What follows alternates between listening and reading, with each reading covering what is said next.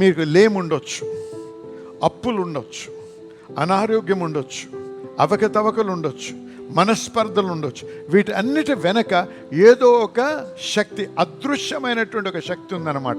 ఆ అదృశ్యమైన శక్తిని మనం బంధిస్తూ దేవుని నామము వాడుతూ యేసు నామంలో బంధించాలి. దానిని యేసు నామంలో సమాధానం పలకాలి. హల్లెలూయా, హల్లెలూయా.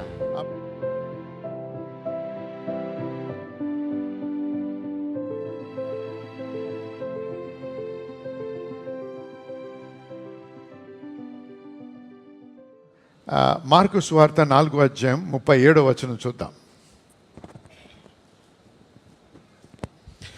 మార్కు సువార్త 4:37. అప్పుడు పెద్ద తుఫాను రేగి ఆయన ఉన్న దోణి మీద అలలు కొట్టినందున దోణి నిండిపోయెను.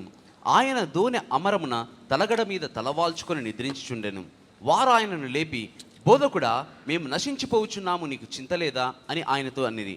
అందుకు ఆయన లేచి గాలిని గద్దించి నిశ్శబ్దమై ఊరకుండుమని సముద్రముతో చెప్పగా గాలి అణిగి మిక్కిలి నిమ్మలమాయెను. చూసండి, ఇక్కడేముంది, గొప్ప తుఫాన్ వచ్చింది, ఓడ మునిగే స్థితిలో ఉంది. మరి శిష్యులు ఏమన్నారు? మేము మరణిస్తామని నీకు చింత లేదా అంటున్నారు. అప్పుడు యేసు ప్రభు నిద్రలోంచి లేచాడు. లేచి ఏం చేస్తున్నాడు? గాలిని గద్దించి నిశ్శబ్దమై ఊరకుండుమని సముద్రముతో చెప్పాను. అప్పుడు అవి నిమ్మలమాయెను. గమనించండి, ఇక్కడ యేసు ప్రభు ఏం చేస్తున్నాడు? ఇంగ్లీష్లో చదివి నేను ఇంగ్లీష్లో ఏం రాసుకొని చెప్పి అప్పుడు మీకు Telugu. He spoke to the unseen wind before he spoke to the seen sea. కనిపించేటువంటి సముద్రంతో పలకక ముందుగా కనిపించినటువంటి గాలితో ఆయన పలికాడు. కనిపించినటువంటి గాలితో అంటే అదృశ్యమైనటువంటి ఒక అంశము ఏం చేస్తుంది? దృశ్యమైన దాన్ని కలుగ చేస్తూ ఉంది, కదిలిస్తుంది. ఇక్కడ గమనించండి, ఇక్కడ the unseen world controls the seen world. అదృశ్య లోకము దృశ్యలోకమును కలుగ చేస్తున్నది, ప్రభావితం చేస్తున్నది. ద అన్సీన్ వరల్డ్ ఏదైతే కనపడదో అది ఆ లోకము మన దృశ్యమైన లోకాన్ని కంట్రోల్ చేస్తుంది, ఆధీనమందు ఉంచుకున్నది. The visible controls the invisible. దృశ్యమైనది అదృశ్యమైనది దృశ్యమైన దానిని స్వాధీనమందు ఉంచుకున్నది. మాటల ద్వారా సముద్రము నెమ్మది కలిగింది. Hallelujah, hallelujah. The sea was stilled by words. Amen. అయితే ప్రతి దృశ్యమైనటువంటి ప్రతికూలమైన విషయానికి ఒక అదృశ్యమైన శక్తి ఉంది దాని వెనుక. నీ శరీరంలో నువ్వు ఎదుర్కొనేటువంటి ఆ అనారోగ్యం వెనక ఒక అదృశ్యమైనటువంటి శక్తి ఉంది. అంటే మన శరీరాల్లో సాతానులు ఉన్నారని కాదు, అర్థమైందా? ప్రతి ఒక్కడికి దయ్యం పట్టిందని కాదు ఇక్కడ. కానీ దయ్యపు శక్తి, ఆ అనారోగ్యానికి దయ్యపు శక్తి ఉందన్నమాట. కాబట్టి మనం దేన్ని బంధించాలి? ఆ శక్తిని బంధించాలి. అనారోగ్యం స్వస్థపరచడానికి పలకాలి. అందుకే యేసు ప్రభువు ఏం చేశాడు? సముద్రముతో మాట్లాడకముందు, దృశ్యమైన దాంతో మాట్లాడకముందు అదృశ్యమైన దాంతో ఎందుకు? ఆ సముద్రము అలలు రావడానికి కారణము ఆ గాలి, అంతేనండి? ఆ రకమైన వేవ్స్ రావడానికి కారణము గాలి. ఏం చేశాడు ప్రభు? అదృశ్యమైనటువంటి ఆ గాలితో మాట్లాడినప్పుడు అప్పుడు ఏమైంది? దృశ్యమైన సముద్రము నెమ్మదైంది. హల్లెలూయా. కాబట్టి మీరు ఏ సమస్య ఎదుర్కొంటున్నారో ఆ సమస్య వెనుక ఒక శక్తి ఉంది. అందుకే మనం he bound the spirit of infirmity అని ఉంది. బలహీనపరచు దయ్యమును ఆయన బంధించెను. దానికి ఒక స్పిరిట్ ఉంది దాని వెనుక. అది కనపడుతుందా? దాని సిమ్టమ్స్ కనపడుతున్నాయి, సూచనలు కనిపిస్తుంటాయి, చూసారా? కానీ అది కనపడటం లేదు. అయితే ప్రభు ఏం చేస్తున్నాడు? కనపడని దానిని బంధిస్తున్నాడు. హల్లెలూయా. అలాగే మనం ఎదుర్కొనే సమస్యల వెనుక ఉన్నటువంటి శక్తులను మనము మన మాటల ద్వారా దేవుని వాక్యము వాడి దాన్ని బంధించాలి.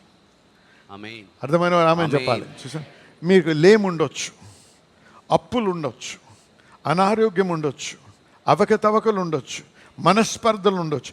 వీటన్నిటి వెనక ఏదో ఒక శక్తి, అదృశ్యమైనటువంటి ఒక శక్తి ఉందన్నమాట. ఆ అదృశ్యమైన శక్తిని మనం బంధిస్తూ దేవుని నామము వాడుతూ యేసు నామంలో బంధించాలి, దానిని యేసు నామంలో సమాధానం పలకాలి. హల్లెలూయా. హల్లెలూయా. ఆమేన్. పీస్ బి స్టిల్ అన్నాడు, అంటే సమాధానము, నెమ్మది కలుగునని దేనికి చెప్పాడు? దృశ్యమైన దాంతో అలా పలికాడు. కాబట్టి అర్థమవుతుంది మీ అందరికీ. ఆమేన్. కాబట్టి మీ ప్రార్థన జీవితం ఎలాగుండాలో నేర్పిస్తున్నాను ఇవాళ. ఆమేన్. ఏదైనా ఎదుర్కొంటున్నప్పుడు ప్రభా ప్రభా ప్రభా అని గోజాడమే కాక, ప్రభువును గోజాడినప్పుడు దేవుని వాక్యంలో ఉన్న జ్ఞానమును, దేవుని వాక్యంలో ఉన్న బలాన్ని మనం వాడుతూ మనం సాతాన్ని ఓడించాలి. అర్థమైన వారామని చెప్పాలి. ఆమేన్. ఎఫెసీయులకు రాసిన పత్రిక 5వ అధ్యాయం 1వ వచనం చూసుకుందాం ఒకసారి. ఇంగ్లీష్లో మరి తెలుగులో ఎలా ఉందో అని, imitators of God, therefore be imitators of God అని ఉంది. దేవుని పోలి నడుచుకునుడి. దేవుని పోలి నడుచుకునుడి.